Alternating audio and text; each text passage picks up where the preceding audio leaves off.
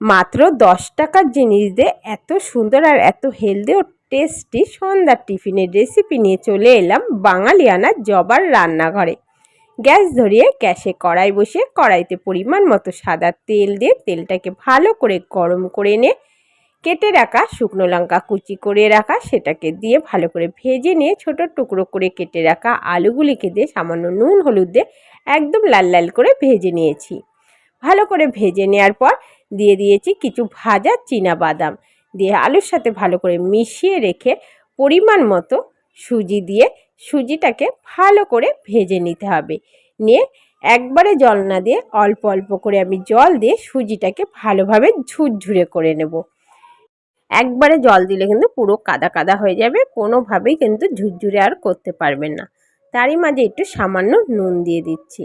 নুনটা আমি এর আগে দিয়েছি আলুর সাথে, সেটা আলুর মাপে, আর এবার দিয়েছি কিন্তু সুজিটার মাপে। এটা কিন্তু আপনাদের বুঝে দিতে হবে। আবারও সামান্য জল দিয়ে ভালো করে ঝুরঝুরে করে নামিয়ে নেব।